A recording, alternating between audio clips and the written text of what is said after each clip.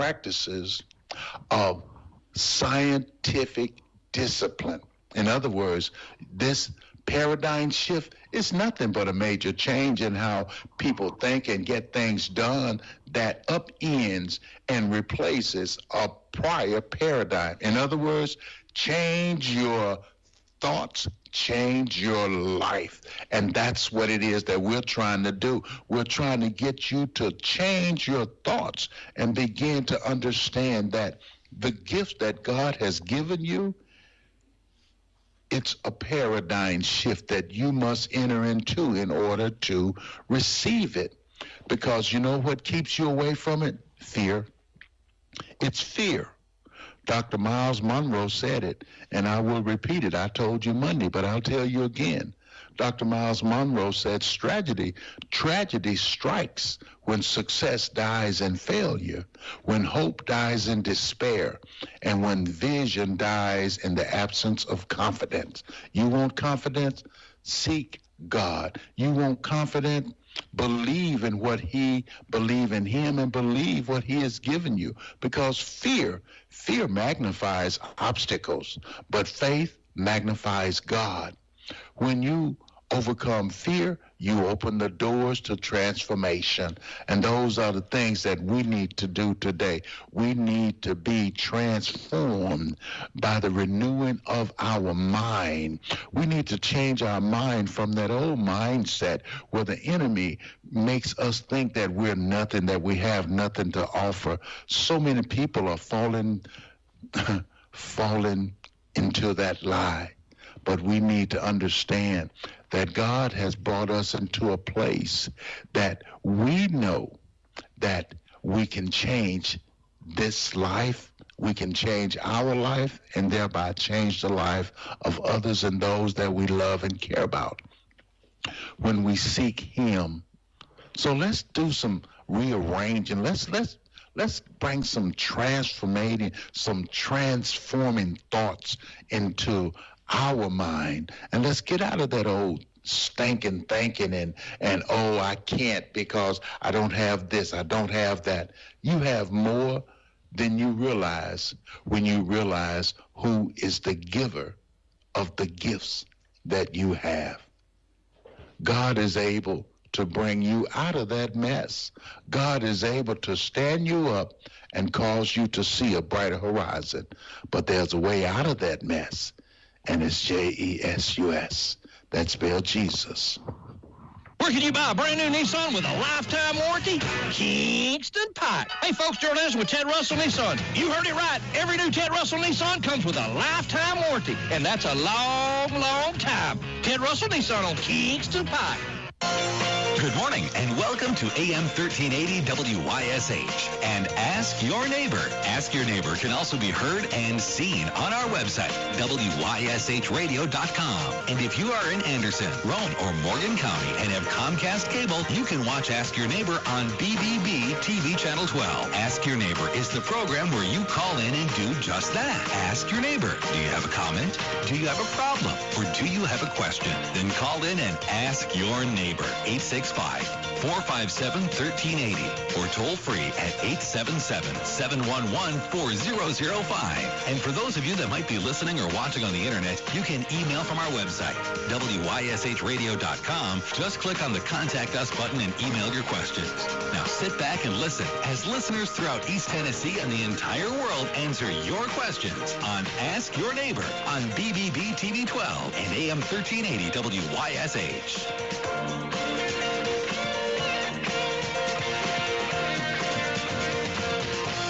The boys are back in town. It's Thursday. David West, Stars and Stories of the Kaz Walker Show. David, how are you, Howard? David and Howard in here with us this morning. We're back on the job. Back on the job. Everybody's on the job. It seems like it. It seems like everybody's on the job. What's been going on this week? Well, we had a lot of things. We had really being Anthony may come here in a few minutes. We had he's really worked in the store, and I mean if you walk in it, it's so Ciderville. It's just like it was. Good. We got some of the same cabinets and everything in it, and I've been Mike West was out there and helped him fix his strings around, showed him he's getting things, thumb shear and things. I said, no, now, put all your Group them together. straps together. Yeah. Put all your cables together, because you can watch them better that way. And the guy comes in, I want another one, and he walks over. You don't know, you can't watch both places, and you got one.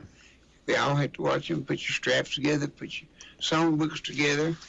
And I was showing him all that. Retail 101, teaching him the retail way to go. Hey, I said, now what I'm teaching you, I learned the hard way.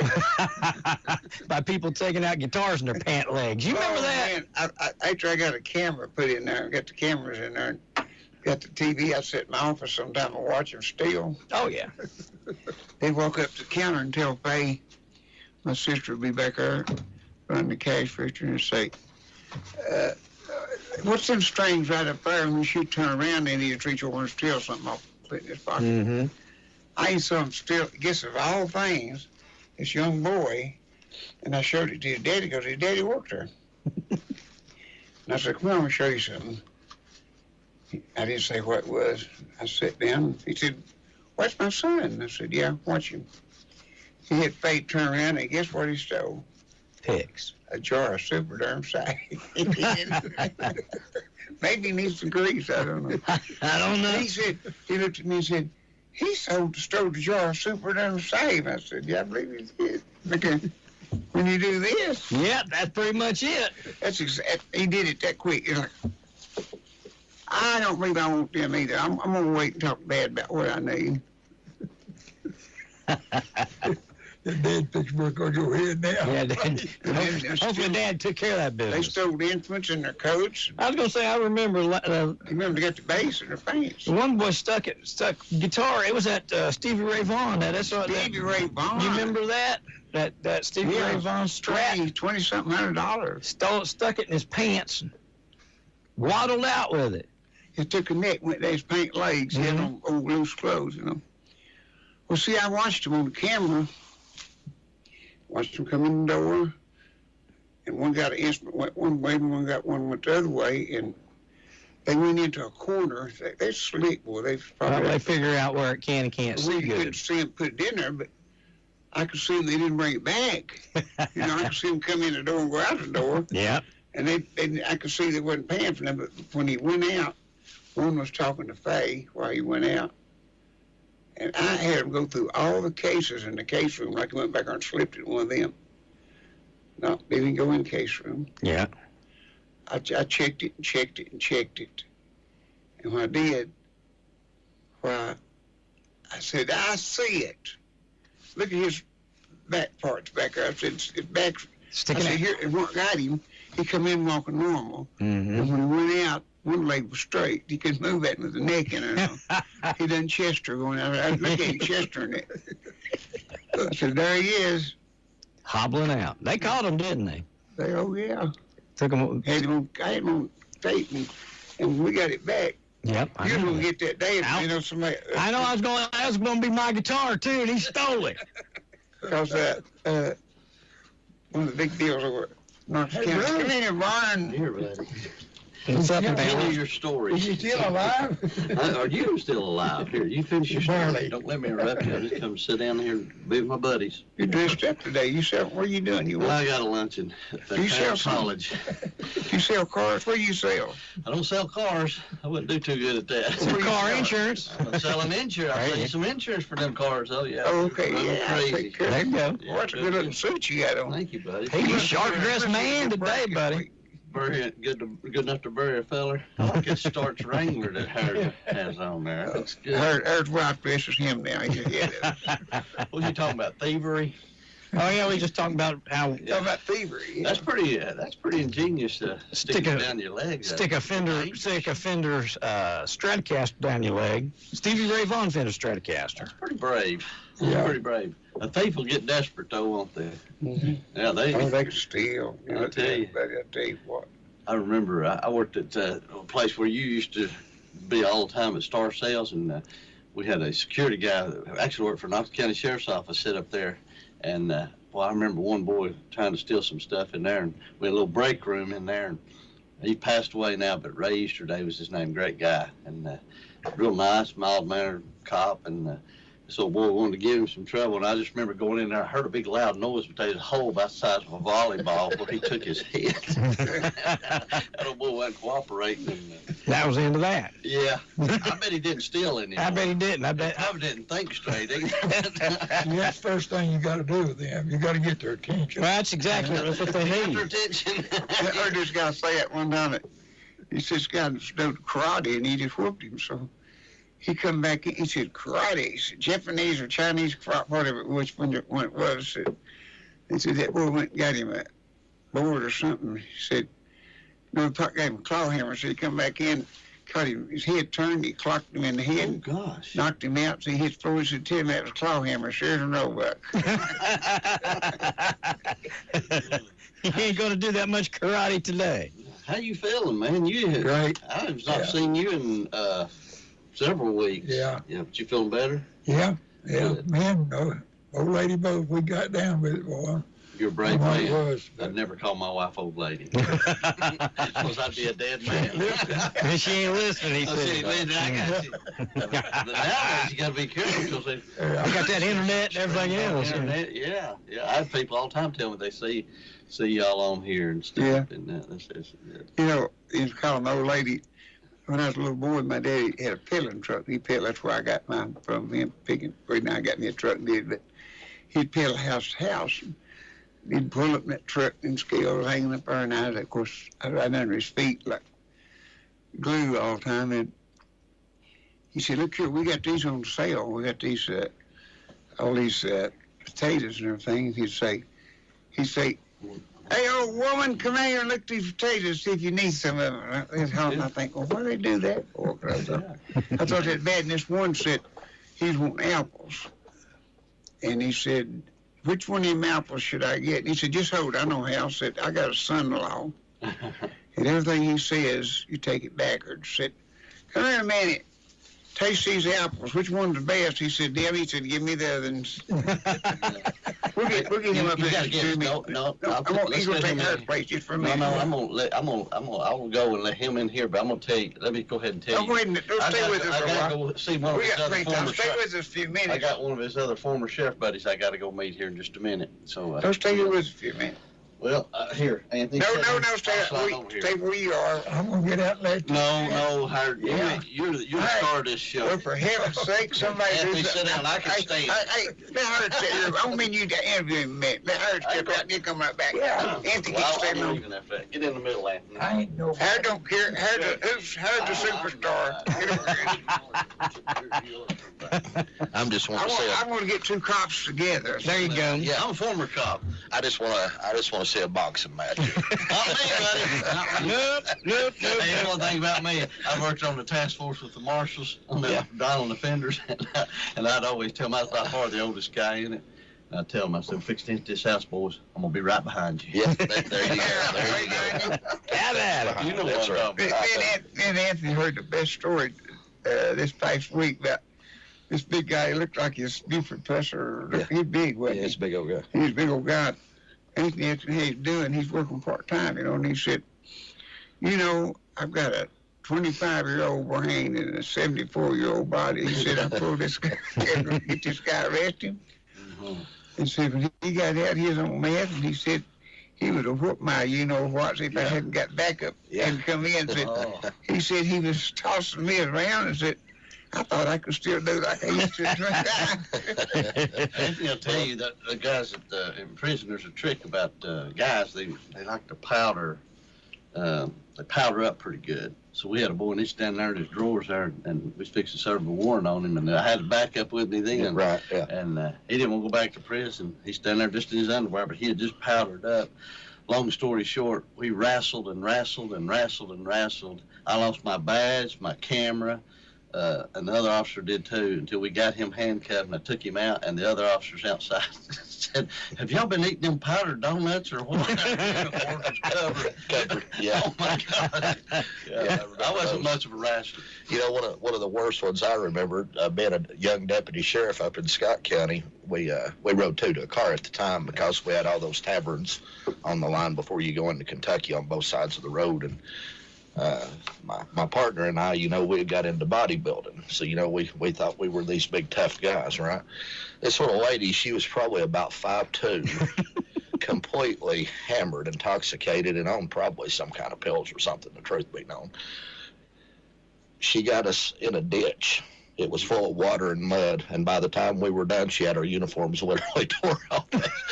I mean, we were trying not to hurt her. We were trying, to just get her cuffed, as easy and gently as we could, but she about killed us both. I'd rather fight a man any day than a woman. Well, the funniest thing, the chief of police, he stood up, of Winfield at the time, he was a friend of ours, he stood up on the hill just horse lashing. Get her, boys, get her, boys. They fight dirty, man. I was at an event with Paul White when Paul was sheriff. She fought dirty. I was at an event with Paul White while he was sheriff. We were sitting talking one day. I don't even remember what brought it up, but he lifted up his collar, and he had a clip-on tie. He said he complimented my tie and said something. Then he lifted up his collar and he had a clip-on tie, and he said, "I don't wear a regular tie." Oh, I said, "Why?" He said he went to arrest a guy in a bar one time. He said, he killed me, Ron. He got me backward on his back. Yeah, that can happen. With that. He said, I've never worn a tie since. Yeah, they Velcro breakaways now. Class A's, they'll strangle, they'll kill you, man. How is Paul doing? I haven't seen him in probably a year. Unless I talked to him. Yeah. Good. It's been a while since I've seen or talked to him, but He's a good sheriff. I liked old Paul. Yeah, he was a good guy. I think we were at the Boys and Girls Club Hall of Fame. I was inducting Bone Seavers and Ronnie Fox. I got to do the induction to that, and he was there for that. Yeah, good. Where did you start out at? Law enforcement-wise? When you first started off? Deputy sheriff in Scott County.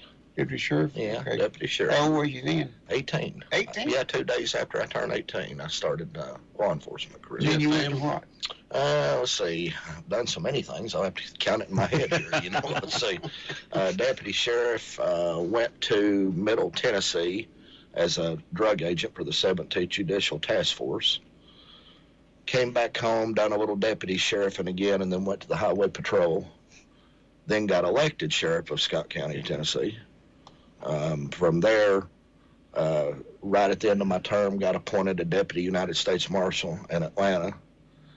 And due to my father having a bad stroke and a marriage at the time, the wife's job didn't get to transfer to Atlanta. Long story behind that. We'll just keep it to ourselves. But anyway, we'll write a book. Another chapter. We'll save that. Book one day. But my dad had a stroke, so I had to come back home. I couldn't get a medical transfer, so did the Highway Patrol, ran for sheriff against Paul, and dadgum him, if he's listening, he beat me by a few votes. And which I love Paul. He's great. Well, tell him what you're doing now. And now we're filling your shoes at Ciderville Music Store, which, by the way, is a very hard job. And it's just like it was. Yeah, we've got it just like you. I mean, we're putting it back to David West style. We're putting it back David West style 100%. Come in, make good deals, treat you good, carrying good products, got it stocked up. Same old cash register. Same old cash register. Matter of fact, every now and then it goes off on me, and I have to unplug it and get it an attitude adjustment with if the it plug. don't, you have to raise it way up high before the band even get in there. Yeah, I just have to beat it to death with a hammer, but eventually it'll work. But but it's holding the money just like it did for you, I'd like to say. But yeah, it holds it You good. didn't find no extra in there. No, I ain't found any extra. Not yet. Extra. I'd like to find a couple pennies, though. But anyhow, we were telling everybody, we got you got 2 more rooms than I did. You went on that way toward Knoxville. Yeah, I'm trying You to got get 3 more rooms. One of them's yours, too. I'm trying to get bigger than you down there. I don't Well, think I'm you gonna already be able to do it. I don't think I'll be able to do it. It had 3 more rooms the past while. When I was using them for stock rooms. Yeah. It was my stock rooms, and he's got the walls where I got instruments up there. I mean, $100 instruments. Yeah, but here's the difference. You had a lot of stock, and I don't. You have a got place a to lot. put your stock, and I don't. I'm anxious for him to come in. He's a drummer. Yeah. I want him I to come love in it. there. Yeah, we talked about that last I need time. to get by there. I haven't got by. I haven't even went out that way. So I don't think I've been to Knoxville since we talked. I don't know if I have or not. Yeah. I picked up some really cool stuff yesterday, Ron. Back in 95, 92, something like that. I can't remember. I remember walking in Broadway Sound. Well, actually, we made a little, I've got to tell the story. We made a little triangle route. That's what we would do. David was our first stop when we were kids. Mm-hmm. Then we'd go on to I think it was Broadway Sound. Mm-hmm. I remember Broadway. And there was another little music store. I can't remember the name of it. Off of 640 or something, but we would pop in there. It was a guitar shop. Yeah, there'd be 3 or 4 of us piling this little old white Datsun car, and none of us was old enough to drive but one guy in the band, and we'd do the little triangle stop, you know. But, looking for stuff. But I remember going in Broadway Sound, and they had these old, they look like spaceship drums. They were called PB radials. Have you ever heard of them? No. Well, they're ugly as sin. I mean, they're just absolutely ugly. But they, I'll show you a picture after a while, but they look like spaceships back in the 90s. Everybody just thought it was horrible. And you could get a good deal on them, you know. They're not deep? Yeah, they're deep, and they've got these round-looking saucer things on the top and the bottom. All right. And we laughed at them, you know, and you could buy them cheap back then, but now those things are highly collectible. I bet. And I found a set in Nashville and purchased them yesterday. Yeah. And they're still ugly. But somebody will want them. They will. Don't buy no ugly drums. No, they don't buy no ugly drums, but come by and buy these. Somebody will want them. Yeah, they sound phenomenal. They're one of the best sounding drum sets I've ever heard. Really? But they're ugly as sound. You know, Never seen them. we're going to talk a lot about Sideville and what we're going to hear, Drake, but I want you and Barney to share some more cop stories. I used to love them. No, let me ask you. I want to ask you. Yeah. Did you have a family member that was a cop or anybody? You know, I never met him, but my great-great-grandfather evidently was. And you know what's funny about it is I didn't know that until I started law enforcement. The family never really talked about it. Esau Massengill was his name, which was my mother's father's father. And it's kind of a cool story. I'll share this with you real quick. Back in the day, I don't know technically, guys, if this was the 50s or the 60s or somewhere right in that generation, but evidently there was a shootout in Scott County, and they wore, the Barney Fife hats. I call them the milkman hats, you know, and they had the big badge on top of the hat. And evidently he got pinned underneath the porch, and he was shooting a .38 revolver, and somebody was shooting back at him, and his badge got hit by the .38. Oh, wow. In the hat. Wow. And the bullet actually ricocheted off of that. Wow. And saved his life. And what was cool about it, I remember as a kid, my grandmother, which would be my grandfather's wife, she had these 2 badges, and I never really understood them. I was too little when she showed them to me, but later on in life, when I made sheriff of Scott County, she showed me those badges. Yeah. And what's sad about it is I don't know where they went to. I don't know if somebody else in the family got them or what, but I've never seen them. I'd love to have that happen. Oh, I bet. Absolutely. Yeah. The reason I asked that, people ask about how you get into law enforcement stuff. So most people have somebody it's been an influence, maybe a family. Sure. Yesterday was 25 years ago since my daddy passed away, and he was the chief of police of Norris back in the 70s. Wow, that's awesome. Before that, he was Modine. You remember Modine? Yeah. He worked as a security guard there. He was in Lake City. Right. And back then, it was real policing, you know. Yeah, real policing. I mean, Well, Jay next door over in Merle is a retired police officer from Las Vegas. Yeah, he told me about that. And he got into it. He was in radio. And the Las Vegas Police Department come in to talk about needing people. They were talking about they were recruiting. Right. And they finished up and they said, "You ought to apply." And he was like, "I might," because, and he ended up getting the job. He had no intention of it and stayed for however long, 30 years. He retired from there. He retired from Las Vegas. Nice guy too, Saw a lot of stuff. Tupac, he was there and all that happened. He was in the ring when after Tyson bit Holyfield. You told me that. He still got his clothes with blood on him. He saw a lot of stuff. I guess if you're in Vegas, you're going to see a lot of stuff, though. What happens stays, right? That's what they say. That's what they say. Jay left, though. He's here. Yeah, I tell you, that's completely awesome to have a good career like that. Yep. Yeah, the good Lord's been good to me in the career, and I'm still going to do some more of it one day. This is not the end of the road. I've still got a little time I need to put in and want to put in and do something, but right now I'm just really focused on this music store. It's David's legacy. I want it to continue on positive, and he's been a friend of mine, like we said last time on the radio, 30 years, and Used to pick at Sideville as a kid. yeah, just a kid, and that's how I actually met him. Tell me you did a banjo CD or a tape one time. Yeah, I did, and I had a mullet. Luke Brandon played on it. Good Yeah, kid. Luke did. Yeah, he played guitar in the studio, and Hal Duncan recorded it, a good friend of yours. Hal Duncan. Yeah, I've had one all these years. In the old studio, by the way, the one that burned. Was that down Oliver Springs? Yeah, in Oliver, the real nice, tall, Yeah. old building. Radio shop. He had a great studio in there. He did. Yeah. I remember dinner. Yeah, and Ronnie had a drum set in there. I remember I looked at it, and it had all this foam over it and all this stuff, and it was just cheap. It wasn't much, and the cymbals were actually cracked. And I thought, good God, this is gonna put a horrible drum sound on my CD. But man, it sounded like $1 million. He was magical at his EQing and his good sound engineer. Good engineer, absolutely. Yeah, he was a nice fellow, really nice. And I visited him another time or two when he went to his new location as well. ZZ Top's manager and driver he's been with a lot of people. He's been with Randy Travis. Oh, yeah. I don't know how many people he's been with, but Skaggs and all, but he's with ZZ Top, and he come through, he's my friend, and then we still got Buddy's house. And I said, he said, you can't play. He usually stayed in the bunkhouse, but Randy and I said, yeah, just stay at Faye's. And of course, we went to Hardy's and had breakfast, and I said, now I want to take you down and let you look at the music store. Yeah, you did. He went there and he said, I'd never. And he told his friends, one of them called me, Don Bell called me, that's his first cousin, said, Hashcock told me, he said, I've been a lot of places, but I've never saw so many different brands of drums in my life in one place. We try to stock them, I want to reach out to everybody. How many brands you got? Oh, goodness, I don't even know, probably so. Yeah, I mean, if they make it, I'm trying to get it, And if I've not got it, I'm going to get it. So we're working hard on it. Ron, you've got to come see that. I do. I need to get down there. Ron can visualize what you got in there. Yeah, there's a lot of colors in there, Oh, he's got that first big room when you walk in to the left. Mm-hmm. Covered up the amp room, and then he's in a big room before you go into the kitchen. Yeah. Oh, wow. 3 big drums. Now, and listen, they're not scattered out. They're touching each other. Yeah, they're set around. And God's other is sitting on shelves. Yeah, we got them stacked on shelves. I don't know why I did in my life. I just didn't.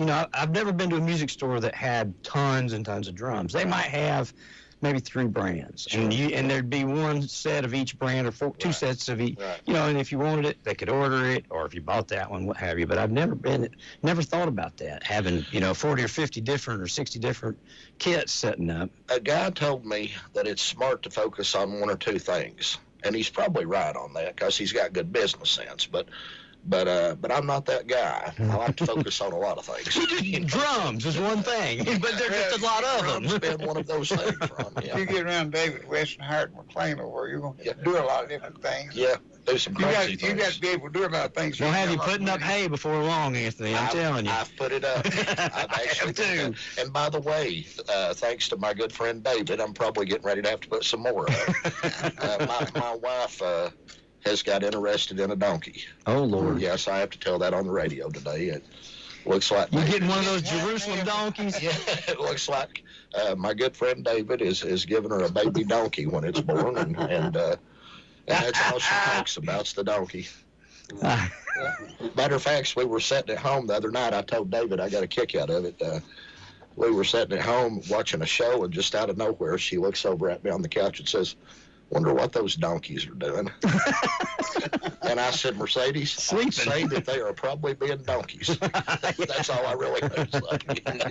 Hey, Barney, I was going to ask you, how long have you been doing Barney?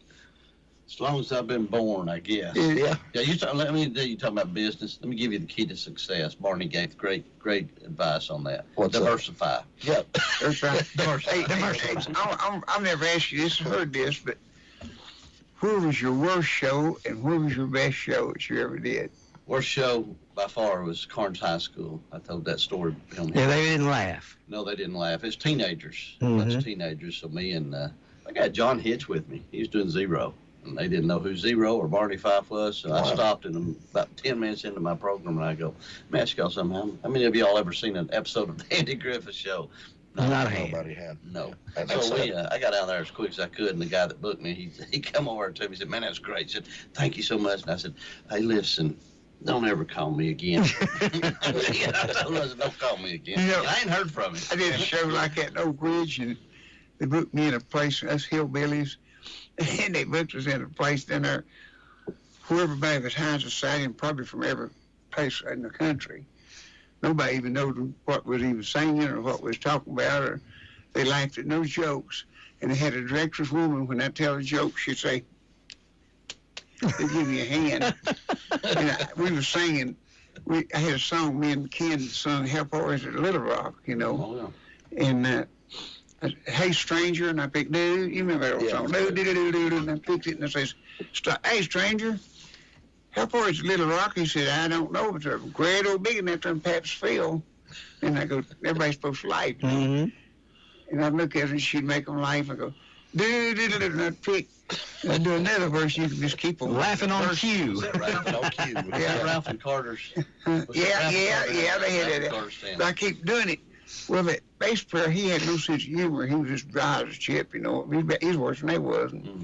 And he was doing the other part. I was asking, Hey, stranger, and I asked a question. And every time he'd answer, he'd say, this ain't going on, do something else. And I got, because I could mess him up, it didn't make a difference to me. I was real young in there, and I just keep doing it. And something else, I don't know. Do it again. Do something else. He's saying I can't even, and I don't want to get any life out of it. I didn't find out in. You just haven't found out. But you get in some strange stuff if they don't know what you're doing. What was your best show, you think? Yeah. Macon, Georgia. Would you tell me Macon, that? Georgia. Yeah, we sold more merchandise there. It's about 4 years ago. Macon, Georgia, Rock Springs Church. This guy's been on he's been all over he's been on the news, Fox News, CNN, and it's a fluky thing. Hey, he's from McMinnville. Yeah. And he pastors a church in Milner, Georgia, just south of Atlanta. And I've been down there, I think 4 times now, but he had a campus in Macon, Georgia. And I took Gomer with me, and we went down and did an event. And the only thing I hate about it is they had the video of it, but somehow the audio didn't turn out as good. But it was by far, we sold more. We ran out of T-shirts and hats and stuff, but the reception was really good. The people were into it. And I told my wife, I said, this will have to be the number one we ever done. I'll say this about doing humor. I wished I was a musician. I wished I was a musician or singer, because y'all get courtesy applause. You do not get courtesy laughs. Not always do you get that. Not always. You get thrown out sometimes. Yeah, you do get thrown out. I'm like David. You get cheered, bench thrown, and everything else. Yeah. I was going to say, you might get a courtesy beer bottle thrown at you every now and again. Yeah, luckily I've Chicken never wire. had Don't forget the chicken wire. Yeah. And I've been real lucky. I've never had the plug pulled either. You know, you're sitting there at the PA go on, and all of a sudden it goes dead. Maybe the breaker flipped one. Y'all agree with me on this. The most valuable person you've got, if you're doing entertainment or anything like that, is your sound man. Oh, If they can't hear you, or bad things popping and cracking, there's nothing worse than that, and they can't hear you at all. Just squealing. Oh, Lord. I get them high. Everybody grabs And their you ear. get people that think they're an expert on sound, and then Yeah. they ain't, and it's tough. But, It's tough, yeah. I tell them, before I go somewhere, I tell them, there's 2 things I don't do. I don't do stuff while they're eating. Musicians can do that while they're eating. I can't do what you do at Wild Wings. No, you got to have the No, I audience's got. Well, I tell attention, you, you know. there's 2 reasons. Because what I'm doing, I want you to laugh, and if you're eating, I don't want you getting choked. Mm-hmm. And plus, you're not concentrating on what I'm doing. You're sitting there worried about if your pie's coming. Hey, listen, I like you, but if I've got a big steak in I front know, of me, I'm Anthony. focusing on Yeah, whatever. Yeah. I've lost a T-bone before. No, Hey, you your do buddy, the former sheriff of Knox County. JJ. Yeah, and so we've got a luncheon we're doing today over at Crown College, and Good. he's kicking off his campaign. He's going to be running again Good for next him. year. Good for him. But I know y'all was talking a little bit the other day when we went over to eat. But, Yeah, he's a good person. I like him. he's all right. I mean, Yeah, he's good. JJ is a good sheriff. Yeah, Yeah, he's he going to was. be back out here in a couple of weeks. He's coming out in a Good. couple of weeks. I'm going to leave here in just a few minutes. Well, But keep telling us a good story. Before you leave, I'll tell you one. If nothing don't happen, it's the good Lord's will. If we all ain't sick or something comes up we can't, we're going to have a soup day anniversary the first Thursday of April. April. Yeah, Okay. I'm trying to think what month it is. All right. First Thursday in April, and of course we're gonna have different kinds of soup. Maybe potato. I believe his wife's Yeah, I gonna think make she's a potato. potato and cabbage soup. And then Karen's making vegetable, and I'm getting one of them big legend hams, in case if you don't like soup, you can have ham sandwiches. What if you like both? Well, you can have them both. Okay. In case you don't Double like dip. none of them, I'm going to jar of peanut butter back there like We'll we eat used to peanut do. butter, too. We Speaking used of to get off- peanut butter sandwiches. Yeah, we'll eat peanut butter, too. I like Speaking it. of officers, there's a bunch of them keeps calling me saying, "Hey, when's David gonna have them dumplings again?" And, Boy, my aunt died, didn't it? Boy, she could make them, didn't she? Lord have mercy, we had those dumplings. Woo! She'd make a big old pot like that, and my Yeah. uncle was a chef on the big ships over there, and he's one that cooked when fed Eisenhower when he was a general on that. They had him for the big people to cook, and he had them big old vessels. He said, asked me to cook us some dumplings, and he said, well, I'm not used to cooking little stuff. You know, I cooked in big containers for hundreds of people, but he said, I'll do it. So he came out there with a kilo of that like this, and oh, they was good, and he brought a bunch of homemade biscuits. He said, now, boys, you want something good, get you a big bowl of these chicken dumplings and baptize one of them biscuits right in it. He said baptize it, Baptist Christian, he said baptize it right there. That's good Yeah. stuff. They would come and eat. We'd bring 10, 12 of them out there today. Yeah. Oh, them officers, you know, they can eat anyway. Oh, yeah. They sit Yeah. in there. It's just going to be a one-time deal probably, but we're going to No. it could happen more. I don't know. Well, we can't do these. We one-time don't know deals. what's They're going to be happen. flying We got to get through the first one first. Yeah. Archie Campbell said first things first, so let's do it. But the 1st of April now. Okay. Now don't come today because we ain't got no soup. The first Thursday of April, is that what you said? If you don't buy instruments, First come Thursday, today. yeah. First Thursday of April? First Okay. Thursday of April. All right. And listen, we better say one more thing now. And I hope Barney comes. Monday night's Wild Wings. Yeah, I mean, This Monday? Okay, Monday night the 10th is Wild Wings. Okay. Wild Wings, buddy. We don't have no soup, but we got wings. I bet they got some soup somewhere in the building. They may have wing soup. Have you ever had that? They've got some good wings, I know that. Yep. Yeah, you Me and coming? my wife, oh, yeah, I'll always be there to support you. What's Unless something it? bad happens and I can't, you know, we Yeah. Howard, are we going? You guys gonna sing you and Howard doing a duet? I've got to be in Kodak from. Yeah, 12:30. I'll be there late. Yeah. Save me a seat. Yeah, I'll be there now. You call me a liar on that. You call me a liar on that early part, but yeah, I'm running as hard as I can right now. Stay busy. Hey, we got dog nights. One or two of the Three Dog Nights. three is dog coming nights down? are playing. Okay. Yeah, that's good. Did you know that, I don't know if Karen's told you this or not, but Noah, he's moving to Nashville. And That's her big time. He was out there about this time last year, wasn't it? Yeah. Was on American Idol and come out. Oh, he's so talented. Oh man, they put him in a Singing barber barber. shirt down there. Do you know it? Yeah, they've got him. But his kid. If you've not heard Noah Peters, I don't think I have. oh listen, Oh, he's him a- and Gary LeVox from Rascal Flats are buddies, and Yeah. he can nail every Rascal Flatts song there is. Oh, wow, He's good. fantastic. Oh man, that boy's good, Yeah, ain't he? my oldest son went to the Ryman last Friday night. Oh, wow. Zach Top played Friday night and Saturday night. Him and Jake Worthington opened for him, and this kid's phenomenal. We're going down in Atlanta June. He's opening with Dirk Bentley, so I'm going That's down great. to see him. Oh, that's good. This Yeah, kid's that's this really kid's good. really good. I told you we added him. Nobody Yeah, else in I told Knoxville John- playing him. I told my wife, I said, Yeah. said that. My life's like the No, radio. Sounds like the radio, yeah. Sounds like the radio, and his other ones I never lie, but his best song he's got is a song called Use Me. And I'm going to tell you, this kid, he's got it. I'm going to He's got check him out. Oh, listen, I'm telling you, he's a good guy too, and he's raised on a farm and ranch over in the state of Washington, and he's 26 years old, and he's sat and listened to George Jones, Merle Haggard, Keith Whitley, Alan Jackson, and they swear up and down he's either Alan Jackson's son.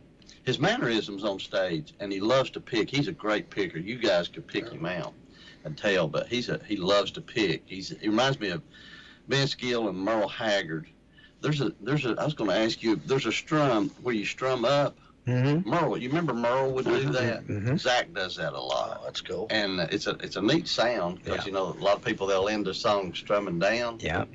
He strums up and on some songs. And I don't know what it's called, but he Strumming up.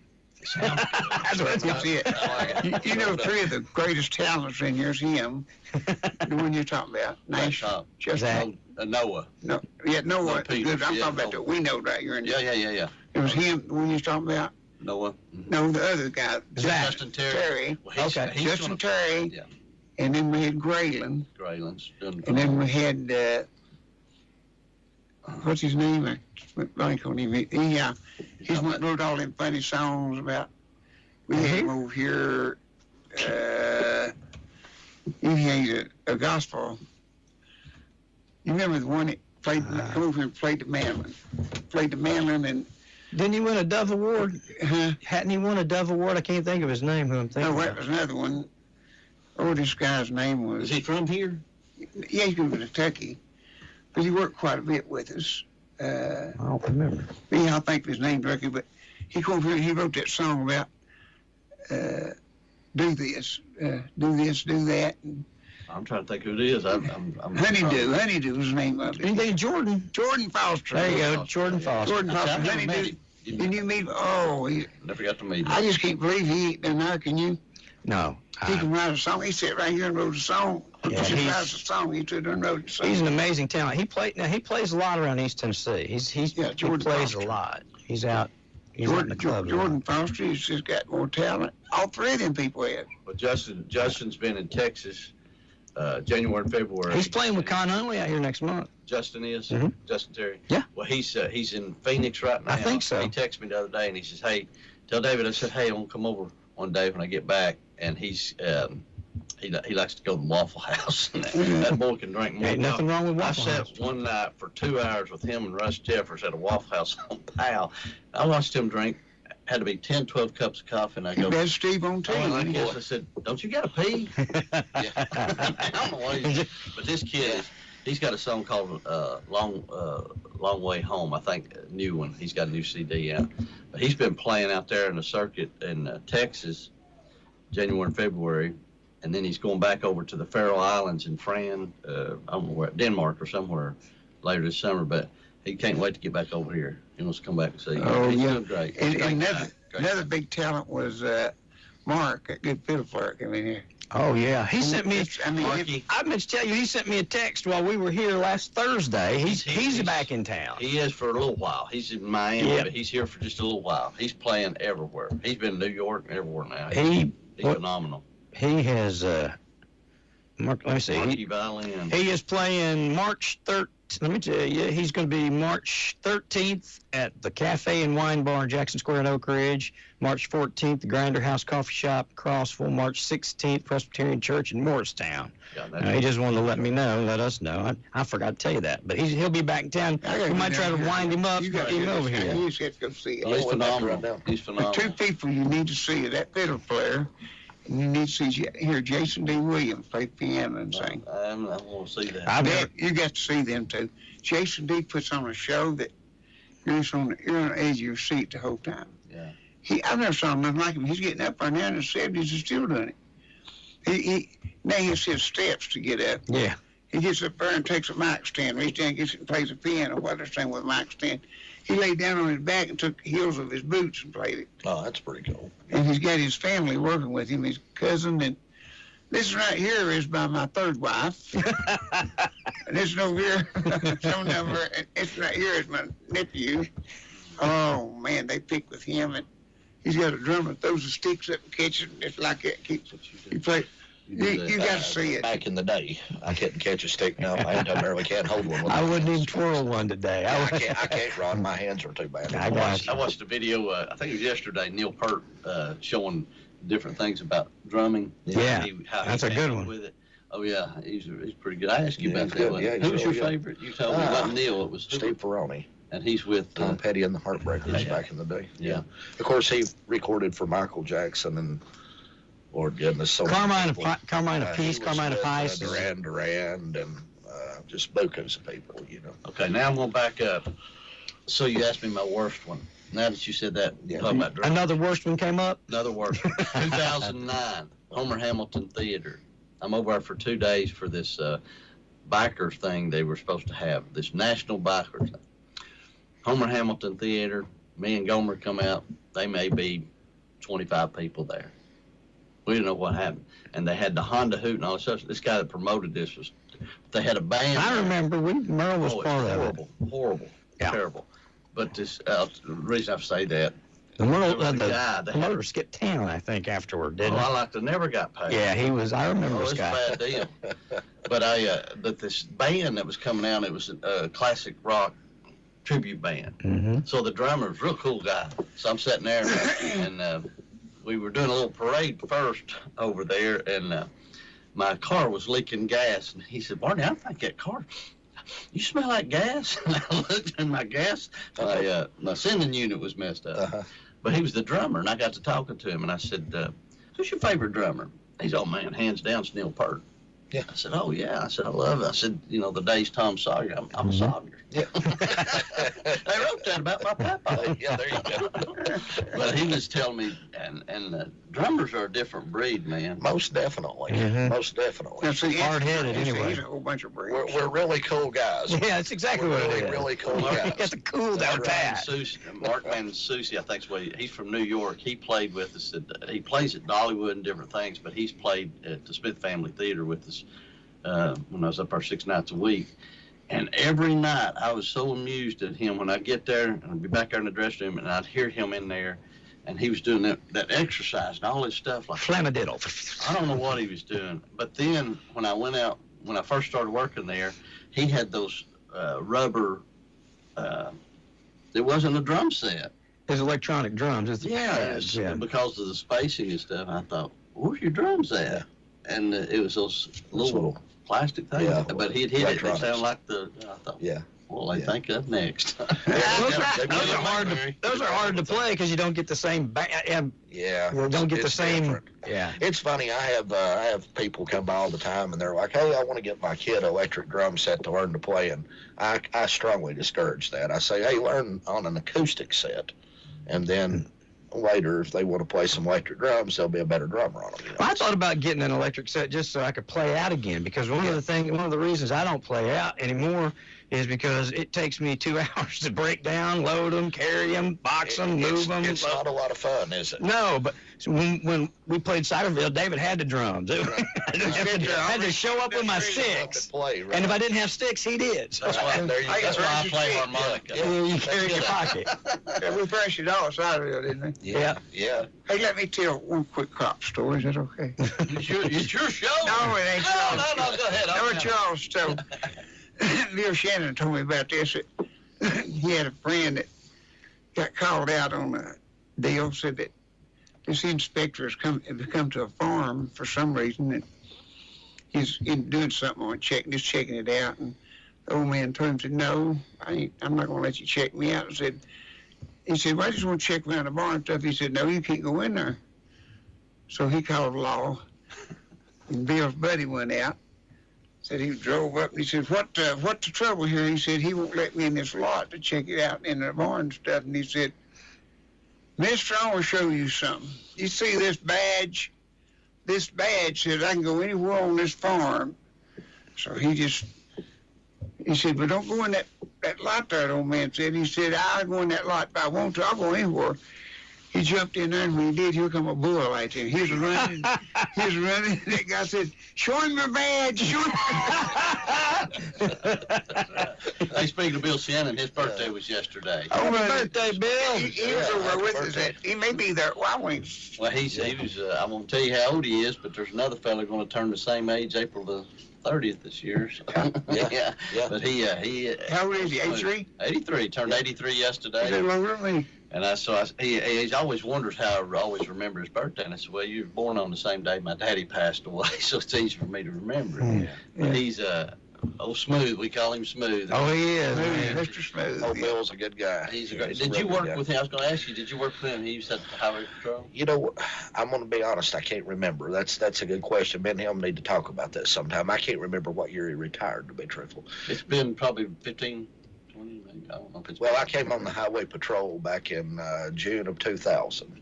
It'd be close, probably. Yes, it'd be close. Do you remember a guy with a highway patrolman named Mike Hamilton? Yes. Yeah. Okay, Mike was one of my daddy's deputies, Okay. and at Norris back in Okay. the 70s, and I knew him a little bit, but I remember he went to the highway patrol, and A lot of those guys are not there anymore. Everybody's retiring off, you know. Yeah. New people. New people. blood, ain't New people. You don't even know them anymore. They say if I were to come back to work there, I probably wouldn't know 4 people in the Knoxville district. Probably.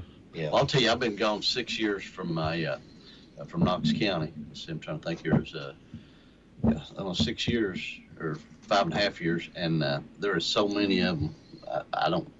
They've retired, moved on, went to different agencies and stuff. So well, just depending on where you are and what you get into, once you get up a few years on you, it's a hard career. Because, it's a hard career. I mean, you can go through a night and not have any problems, and you can go through a night and have more problems you ever want to deal with. And a lot of people don't understand this, but believe it or not, sitting in a car for 8 or 10 hours a day is about harder than digging ditches. To be truthful, it's you get beat up by old women in a ditch. Whenever you get beat up by women in a ditch and full of muddy water, that's right. It's humiliating, ain't it? It was humiliating. Yeah, nothing worse than being close. That's right. Purse from an old lady. It's like traveling on a trip. You get all angsty, you get aggravated and stuff like that. I couldn't imagine having to do it. It's not too bad. I mean, it's just like anything else. You get used to it. Yeah. You get up that morning. It's part like of what you do. Another job. Policing, frying hamburgers, running a radio station, music store. It's a job. It's all a job. You just go do it. To each his own, I guess. Yeah, make the best out of it. Go on. Do what you got to do to get from one day to the next. Well, I had a nephew that worked for Anderson County. My brother Doug, that's probably listening today. By the way, he got me out of a bind on. I had a wrecked vehicle. Well, he What's his last name? Sawyer. Oh, okay. Doug Okay. Sawyer. Yeah, okay. Kurt, you know him. Oh, yeah, Kurt. Kurt worked for Anderson County for a while, and Kurt. he loved it. But he came by it honest too. My daddy. He practically lived with my daddy, and we was telling the story the other day about my daddy. I don't know if you ever heard that about over on Peach Orchard. He had Kurt. Kurt was a young boy at the time coming down that hill at Peach Orchard. Daddy had a dump truck with a bunch of red clay dirt in the back of it, and they were in this dump truck, and the brakes went out, and you can imagine. I can imagine exactly. This dump truck, and he told Kurt, he said, "Son, you're gonna have to put jobs." Papa they were heading down there, and it was going to be bad. And he said, "No, Papa, I'm going to stay with you." And Doug tell you the story. It's a true story. My daddy flipped that truck. He hit a little dip, and they got airborne, and it flipped that dump truck. All that mud and dirt, and Daddy, they had to cut my daddy out, but Kurt it threw him through the windshield. Oh, Lord. He beat and banged, but he's okay. And that's Went on what's to be a wrong cop. with But he already asked him that story. Yeah, He well. was going to stay with my daddy. He said, "No, Papa, I'm going to stay with you." Yeah. And it was my daddy had 112, broke his arm in 112 places. No, he had 112 stitches in his face, broke his arm in like 15 places. Oh. And they cut him out, and I worked at Star Sales over there. And that story is that I got over there. My mama called me and told me that he was in an ambulance. They was on the way to the hospital with him. So I went over to the hospital. I beat the ambulance. And I walked in there, and they said, "He's not here yet." So I went to use the payphone back then. This was in the 80s. And when I come back out there with the ambulance there, and I could tell they had unloaded somebody, and I said, "Is that Mr. Sawyer back there?" And I mean, he's tough as pine knot. I'll tell you something. He was tough. I went back there, and I asked him, I said, "My dad's back there somewhere." And they said, "Yeah, we just took him back there, and there's a curtain." And I could hear somebody back there moaning. He said, "Oh, God." Well, you'd have to know my daddy, but you know him enough. Leaving cussing out, he didn't say a whole lot, but he was saying some stuff. And He was heard and I church words. pulled that curtain back. I pulled the curtain back, and he was. You remember that song about the blood, the blood, the guts, and the beer, Yeah. the mud? Well, my daddy was covered in red clay mud, but you could see the blood coming through. Right. I mean, it was an awful sight. And I told him, and I'll clean this up. But I said, "Daddy, make sure it's him." And he goes, "Oh, son," he said, "you got to tell him to get in here." I said, "What is it?" And he said, "I've got a chunk of glass in my hind end." And they've got to get it out. And sure enough, she came in there, rolled him up on his side, and there's a chunk of glass in his hind end. He was concerned about that. And his face was blood. But he loved cops. I made a long story about that. But my daddy loved policemen. My heroes are policemen and preachers. Yeah.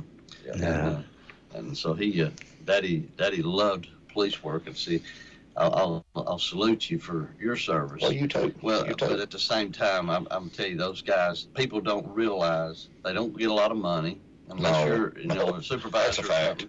But the pay for these guys, and I appreciate what President Trump did the other night and honoring that little boy.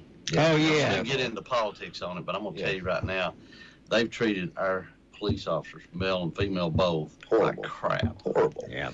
And the pay and what they put up with, and what people don't understand, you go on a call, whether you're hitting a house or a traffic stop, it's one of the scariest things because you don't know what's going to happen, and you've got to make that split-second decision. That's correct. So I was only in there for 5 years in Knox County, and I was involved in 2 officer-involved shootings in the last 5 months I was there. I'm like selling insurance now. Yeah. And that's why I tell people, there's a lot of officers, 25 and 30 years, never have an officer-involved shooting incident. If you've never watched somebody, die at the hands of something, you don't know. Yeah. And you've got to it's make horrible. that decision, and you can go to prison for the rest of your life. And, So- and a lot of people, after something like that happens, they've got, well, I would have done this, I would have done that, if he would have done this, if he would have done that. But what they don't realize is when the adrenaline dumps like that at the snap of no. a finger, and you have to make that quick decision. Split-second decision for a lifetime result. Exactly. Yeah, that's what it is. That's right. It's a I mean, split-second decision. a It's kind of lifetime like me. I've got an opinion about everything too, but until I was sitting in the seat and had to do that real quick and make the decision. Best thing they can It's, do is take folks out for a day. Yeah. And they can do ride-alongs or whatever. I know because of legalities, they don't do a lot of that stuff there. But I think with that type of thing, making those split-second decisions is, in the academy, they teach you, and you know this, they train you for the worst day of your life, and you pray it never happens. And you pray it never happens. That's right. And- Well, Chief Scarborough, when Rick was chief here, he started what he called the Citizens Police Academy. yeah, and it's a good thing. It was a It's 12. a real good thing. It was a 12-week program you had to go through, and ride along was part of it. And I mean, it has nowhere near. We didn't see anything, Well, it teaches. but we learned a lot. You learn a lot. And you learn you learn that how much more there is to it than just police work. The Right. psychology of it. These guys go home. I mean, police officers have one of the highest rated divorces out there in any because you carry all that stuff home with you. Yeah. I think anybody that has the opportunity to learn more about it ought to, because it gives you a whole new perspective. And I got to share a quick story here. It's sort of the flip side of this. I worked undercover. Everybody knows that. I don't care to tell it publicly. I did it. Everybody knows it. One of the scariest things that you can go through. We talk about police shootings. We talk about all of that. But wait actually until you have a grown man in your vehicle in a confined small space. Mhm. And you're driving up the road, talking the smack with him, Mhm. trying to work the drug deal out with him. And he pulls out a needle, a used needle that has heroin in it. Mm-hmm. And he's so high his body can't function. And he's trying to talk to you and swinging his arms with the needle toward you, dropping it in the console and it coming over and bouncing off the side of your leg. There's a whole other side of that people don't see too. And I was that guy that it happened to. Yeah.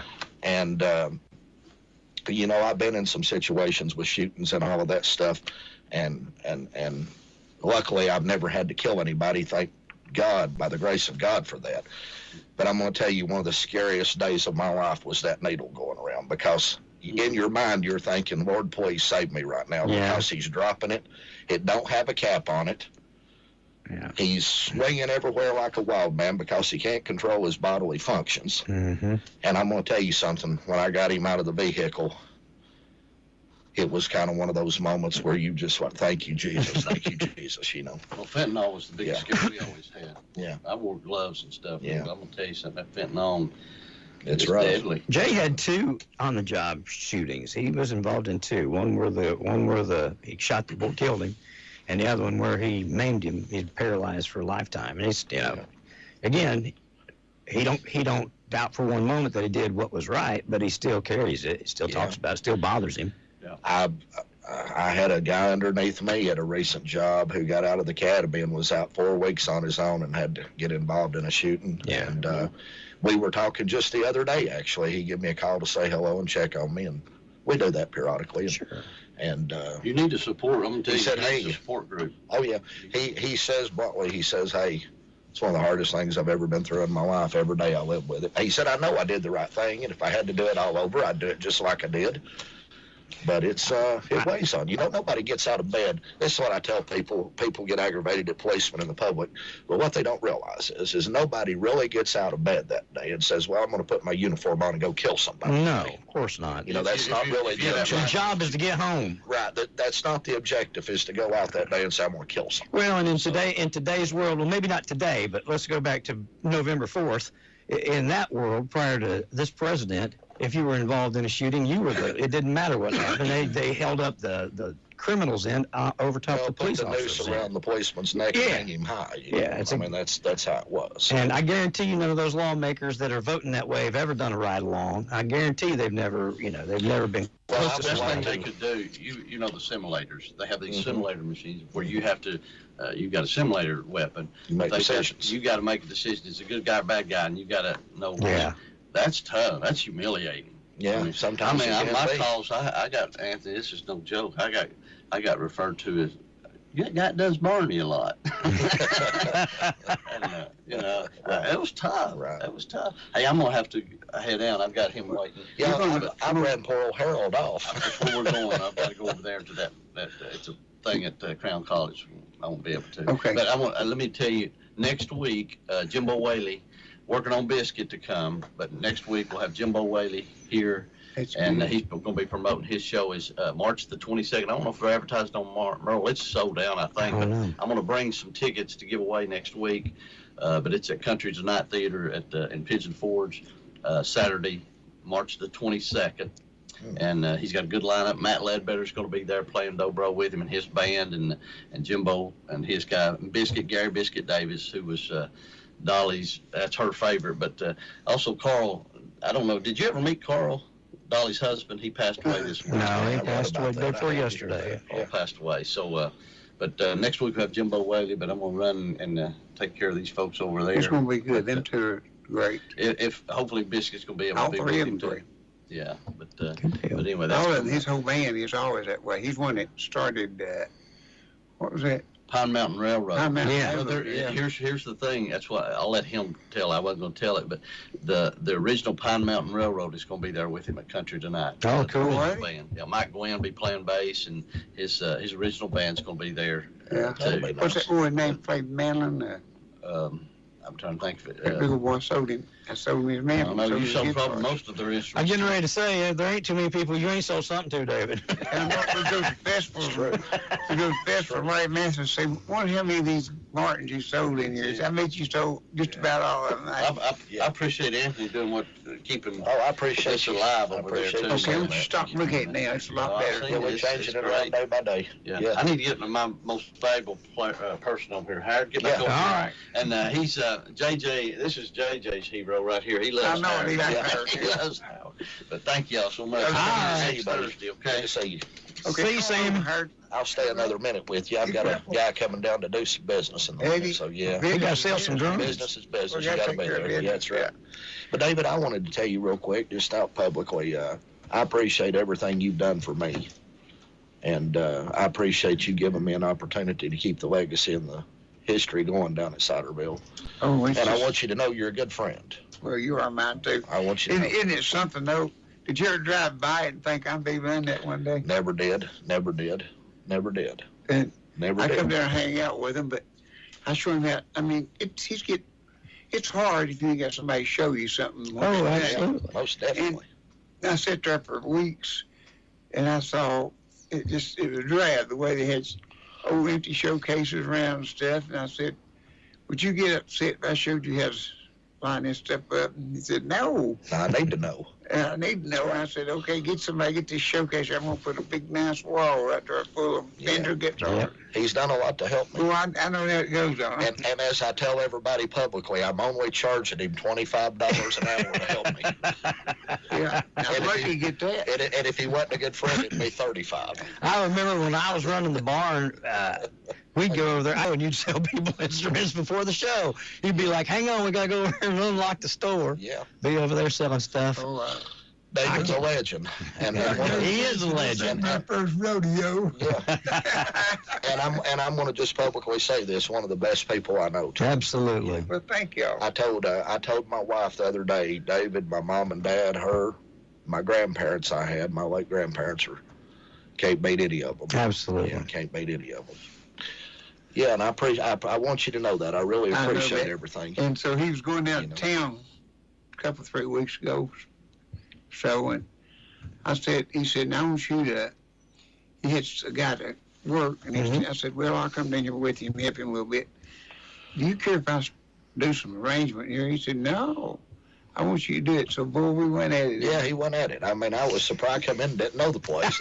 He come back, we had a whole chat. We got a store back there now. Yeah. A store, and it's off to itself. I love it. Oh, man, we got some stuff in. Speaking of, I need to get with one of you guys or I both need of to you get guys you- or whoever. We've got people stopping it by Want some Superderm? periodically wanting the Superderm salve, I guess you call it, T-shirts, I hats. got some in a bag over here that I just had made, but I don't have the labels for it. But I'll have to get some labels. Boy, down at Oak Ridge made me some. Did I give you a bunch of them? You did, but they're at my office in the house, and I got these. They brought them up here to me. Are you doing the shirts, Ron? I've got some, but very few. But yeah, I am. We've got a lot of some. people stopping by. I'll call you and we'll Yeah, set. we should. I'll tell you the one you ought to do, Ron, and I'll give you a sample. Okay. Cass Walker for The old president. Original Cass Walker T-shirt. That's what you ought to put. Okay. You ought to get them in small, medium, and large. That's all you want. Because when you got Cass Walker for president and my mail-ins and all them different ones, is good if you had a Cass Walker store. Yeah. But if you got them all them kinds of the very beginning one he had, that's what everybody remembers. He just had one that I know of at that time. So, and that's one they're trying. Somebody makes them on the internet. They shouldn't be, but you know what do we care? No. Wait till they get up there making 7-8 figures, then we'll care. If they get up there real famous, then we'll check. Then we'll care. Okay. That's what Archie Campbell said. As long as they sell 2 or 3, let it go. If they get up to millions, then that's better for us and them too. Yeah. Go introduce If yourself. they get up in those 6 and 7 figures, I don't really have anything to do with it, but I care too because I'm going to become your always long lost cousin. Oh, there you go. Hey, now he's in charge of Cass Walker Productions of everything. Yeah. It's Tennessee Valley Advertising Agency. Oh, that was over every product he made. Yeah, that's.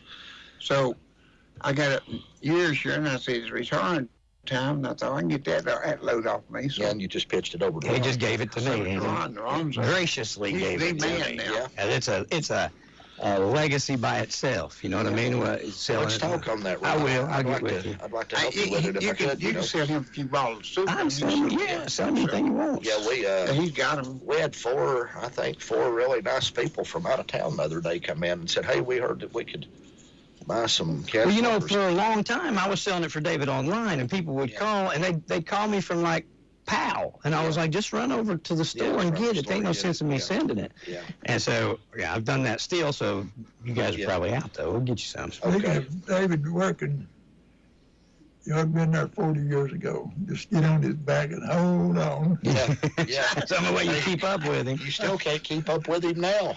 Nobody. Dennis Money said, I need to talk to David so bad. And he said, the only thing I can do is just get it on his back and ride. Said, he was telling me how to do guitars. He said he had a truckload of Christmas trees. He's unloading and fixed to go get another load and said, I'd walk from end that truck to end that truck. Boys, pack him over here. Boys, pack it over here. And said, he'd talk to me, but he wouldn't stop. And another guy said, well, I remember if you asked him something, you better ask him the question. He'd answer you. Mm-hmm. But no beating around the you would bush with sing it. more, and Hutch used to come over. He said, if you want to sing, the best thing to do is just get at that night. Yeah. Sit here on this wishing well. He'll come by quicker. You could run him down. Yeah. He'll come by and he'll stop and answer your question. Yeah. I had so many orders for him that it'd get too hot. Yeah, he's getting too hot. I've seen between you and Rhonda and probably Donnie at that time probably unload 300 guitars.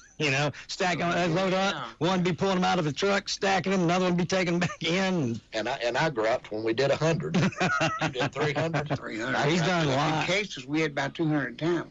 Oh, goodness. 200 cases. And I put them in that, that little rice room? Right. Well, where that bathroom is, and that was 2 rooms. Yeah. And I put 200 cases in them 2 little rooms. Well, I remember when they had guitars stacked up back in the back, where you just had a little catacomb to walk through. Yeah, There was guitar. I could raise my hand up like this, no kidding, and touch the top guitar Wow. That's how many They had had markings. back there where they poured the floor, because that used to be a patio, and they poured the floor like this, so it wouldn't run off. So, Yeah. well, we built a room out of it, and that guy said, we got 50 guitars, and where you going to put them? I said, I'm going to put them right here. He said, well, they'll fall over. I said, no, I'm not going to get through. So I took a license plate and put it on a 2x2 and went up there and lined it up. Yeah. And I stacked them, and he said, that license plate, see, the guitar's sitting on it, it won't scoot. And I stacked them, and he said, you can stack more than any one human being I've ever saw in a small That's place. Well, I know that, too. Yeah. Well, you do it. probably had. His furniture was hired. UPS would come out there, and we'd have to unload his truck The whole truck. before he can even make his regular runs. Yeah. He'd stop beside the bill, and like we'd take him off the truck, and He's give him to David. David go back and put him where he wanted him. Yeah. Well, we started doing business in 1990, and for the longest time, I just went in right there to the store, right at the desk, talked to him, or went and sat in the barber chair, or whatever, and talked. And then one day he said, well, come back here. I didn't even know there was back to it at the time. And there was probably 2 times more guitars stacked up back there than there were out in front. We're up front. I was amazed. We got in around 100, I think, or maybe a little over 100 for our opening order when we took So it. they got a lot of fenders. I just remember, goodness, I remember walking in there and the truck was delivering them and we was carrying them in on these pallets, and I thought, oh, God, I dread to open these cardboard boxes, because it was cardboard box inside a cardboard box, and then you had to haul it off. That was the worst part. Break it down and haul it off. Yep. Speaking of, I've got to put a drum set together today that I brought in yesterday. I got to see them. And I'm really dreading this. I'm not going to lie. I'm really, really dreading this. This is about 2 good hours of hard Is work. it the ugly ones? No, the ugly ones are done put together. They're so ugly they put themselves together. But When you buy them like that, do they come with the heads on them, or is everything? well, it depends on what company really, and how much of a money you're spending. When you start getting into the top tier flagship drums, they're usually come put together in a box and semi tuned from the factory. But when you buy like a lot of the intermediate and the beginner stuff, it's shell stacked inside a shell. Yeah. With 2 tension rods, holding some heads on to keep them inside, and then they're boxed in more drums. And So you got a job. oh man, yeah, it's like putting together furniture. Again, that's what It's horrible. I've declined a number of times to go play for people, and they would say, well, Ron, why? And I said, I'll just tell you the truth. I don't like, because I keep them up in my game room. So I got a set of steps, 2 flights of steps to go down. Right. I just don't like breaking them down. David invited me to come out and play at WYSH. He said, just bring a snare. I said, no, I might can do that. I might can handle carrying a snare. It's built it plumb up. Oh, it sounds good. Yeah. Oh, don't Yeah, it? yeah. I mean, it's what you need for our type of Yeah, music. it sounds really good, really good. I mean, you got a really good show out there. People, if you I got all Grand Whopper people, Oh, yeah, and if people's not come and seen it, they need to take a day and come and see it. It's only one. Next Monday, right? Over there? Next Monday. Yeah. next Monday. And you get- All right. Now, we're going to have to settle a feud right here. We're going to have to settle something. Okay, well, we right. just sign off. We're getting signing off time. Okay, well, this is going to be quick and easy. All right. You ready? Yeah, we're going to be quick and easy. What song are you going to play on banjo when we come to see you then? What are you going to play? Yeah, that ain't quick and easy. I don't even have any idea. He has to read the room. Did you know I don't even have but one word I'm going to say till they say You just do it's it. time to go. Hey, I'm glad to be here tonight. Where we at? But you are going to play one, though, right? Yeah, I plan on taking it, play one for you. Okay, all right. If you'll I play might play when the Saints go marching in, go down behind the bridge. And now, that'll be fun. That's what we're looking for. That's what we're looking for. Something like that. That's I what can do we're that looking with. for. That's right. 8 years over at Christmas, and I done him Jingle Bell, played behind the bridge, and Yeah, they've done none of that. Yeah, it's really wonderful. And see, you got D tuners, and they go down to D. You go from G to D. Yeah. Well, G to D doesn't go in Jingle Bells. But it did when David did. Yeah, it. evidently. Rick said we had a big party at his house, and he said, "Now, I knowed that you wasn't gonna get. When I saw you grin and reach for one of them, he said, I know that wasn't gonna work." But it And did. it did. Call me. did. I said, D D D D D. I went from D back to G real quick. It worked. I put in G every time. He said, "Well, he's made it work." He made it work. And then I get after it, and I got so tired of putting capos on that little wiry thing on the thumb string. I said, shoot, I'll just note it. You talk to Rick. Tell Rick to come out, David. He ain't been here in forever. We need to get Rick to come by. Okay. Sometime. The Mountain Drummers a while ago, I used to love to watch Pork Chop.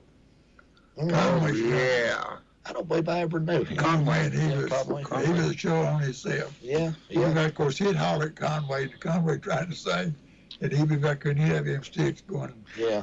Like that. And never missed a beat, boy. Just playing away. I remember as a kid, one of the reasons I played drums was I saw Buddy Rich one night. I don't even remember where it was. I was a little kid. I've had a kit since I was probably 8. So, but I saw him playing, and I thought that was the coolest thing in the entire world because, up until that minute, to me, drums, we just, you kept a beat. Right. But he was a show unto himself, Buddy Rich was, and amazing. Oh, one thing, if you don't mind, I'd like to clear up with the audience here, any musicians out there listening or know somebody that's looking for an instrument. We have several Martin guitars right now. There's a rumor going around we have no Martin guitars in the store, which David was very well known for. We actually do. We've got a lot of new and a lot of used Martin guitars. Good. So, we're working hard on getting the Martin dealership back. Yep. I think we finally got a rep put in the area the other day, so I was told. But we have a lot of Martin guitars that we actually bought from Mr. West, when we came in, that he had left over in. So if you're looking for a Martin, you got it. Come on down. We've got it. And matter of fact, got a lot of used stuff. Well, Bill Shannon, speaking of Bill Shannon earlier, he brought one down for us to sell for him. A very nice, I think it was an HD 35, if I remember correctly. Beautiful guitar, which a few people's been looking at it. We sold one yesterday. A gentleman brought us down a consignment HD 28V. Yeah. We had it for 3 days. It went out the door yesterday. Yeah. So, you get a lot of consignments. Yeah, we're doing a lot of good instruments for move. people, So it's if you've got something you'd like to consign with us and try to sell, if it makes sense, bring it on down. We'll try to help you with it. Sounds good. Yeah, that's a big thing going right now. Well, it's better than somebody coming to your house on Marketplace and staking you out to rob you, possibly. Exactly. We're happy to help you sell it. So.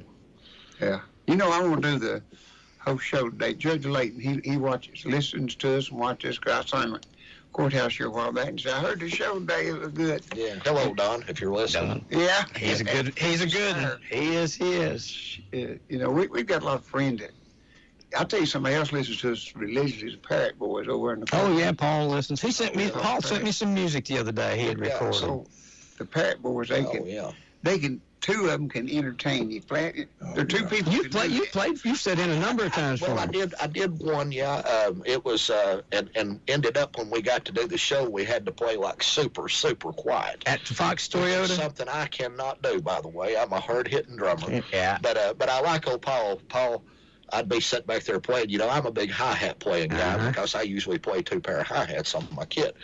And Paul's like, use that ride cymbal, man. Use that ride cymbal. He likes a lot of the ride cymbal. Yeah. But you talking about good guys, though. Playing with them's a lot of fun. Knowing those guys is a lot of fun. The two of them can entertain you, and 2 more people is Russ and Becky Jeffers. Yeah. I just like going and sit down. Most people, first time they come in, they want to pick, and I sure don't want to do that. As many thousands and hundreds of shows I've done. 300-something shows a year, and I'm picked out, and I'm old now, and I think it's time for somebody else, but I'll come in and sit down at the fire somewhere, wherever they're at, and I just sit there and listen to them. Oh, yeah. Sometimes it's fun to listen after you play. And first thing Russ said, David, get up here and pick with us. I said, no, I just want to listen. You just want to listen. And it takes me back to, he worked with us, was Joe Stampley. Yeah. And that boy that played guitar for him, Darrell Pewitt, was one of my best friends. He rode up our side with the Pee-wees. Him and his sister played, and he was with Joe Stampley. And one night somebody said, Darrell's sitting back there. And I said, oh, Lord, get him up. And I went back and I said, Darrell, will you play one? He said, I don't want to. David said, can I just sit here and watch your show and dream about it when we was kids, how we played here? Yeah. He said, that's what I want to do. I don't want to play, but I just want to watch her. That's reminisce. And I didn't know how he felt about that till now. And I really know how he feels about it now. When I started doing 300 shows a year, I knew how he felt. I used to work 40 hours plus a week and then play 185 plus shows a year. Yeah. And That's a lot of shows. well, you think about all the PA equipment you broke up, the drum set. Ron knows how hard that is to break it out. And everybody had to carry PA. And your singer never wants to help you carry PA. You know, afraid they'll hurt their vocal cords. It takes time. You know, Do all that. But yeah, you know, you just after a while, it's like sometimes I'll go hear a friend playing a band, and I'll get up and play one. You know, you really appreciate the offer, but I'm just like, man, I just like to listen to it a little bit. But speaking about PAs, we got a PA man over, Doug. Yeah. Doug Green he does our PA. He does a lot of PAs. So anybody wants a PA system at your school or your party, Yeah, he does great. The job ain't too big. He got the stuff. I saw him down there in Dalton, Georgia. Thousands and thousands of people in a big old center down there. I don't know how many thousand people are there. But he does our sound if you want to talk to him at Wild Wings. And if you want to come over on Friday night, he has karaoke night. And everybody comes in and sings, and it's a good thing over there. And he's still doing the show. This Saturday night, he's having a big show. I forget who he said he's going to be there. This Saturday? Yeah, this Saturday night he's having a big show. And so he don't have it every week on Saturday night because he gets different stars in, but Friday night he has it every Friday night because he has a open mic and all, and just come by and talk to him, and if you need a PA system set up, he'll set them up for you. We got a lot of things happening in Sideville right now. It's getting interesting. Okay. I have to add this, if you don't care, not to interrupt you. This is very important. Okay. For the musicians out there, we now have a repair guy. Oh, he came over. yes. Oh yeah, he came over to us from Guitar Center, and he started with us 3 days ago. Scott Ravel's his name, and one of the most wonderful, honest human beings you'll ever meet. I mean, I got a job for you. I got a 72 Les Paul. Well, now, you ain't got a job for me. You don't want me operating on your guitar, okay? But maybe Scott. I was gonna do it. Yeah. I was gonna have it redone and made into new, and there's a boy up in Kentucky that does that. Yeah. And he said, I won't touch it. He said, why do you want to make this guitar new? It's perfect with the natural patina, but I've broken off my guitar jack, is broke off all He it. can fix all that for you. Oh, And let me tell you, yeah, he's the nicest guy you ever you met. do not meet a nicer guy than Scott Ravel. And that's why I was happy to put him on. He come down and He's said, running hey, things right now? yeah, I've got him helping me out while I'm gone, you know, and he's just a wonderful human being, and nobody can't like him. If you talk to him, you just got to like him. I mean, I'm gonna bring that down there and have him. Yesterday, people come in looking, and yeah. he didn't get to eat till about 2 o'clock. I said, let's go back. I'm going to sit in my office. He said, I believe I'll just go to the kitchen and went back and sit Yeah. at the table. We still got the big old tables and Yeah, booths, yeah, what we had. yeah. But I'm gonna bring it down there and have him fix that up, have him go through it, set it He's with some such a good strings. guy, and he'll do you so well on it. oh, he's retirement. I will. Yeah, I'm so, glad you mentioned him because we need to yeah.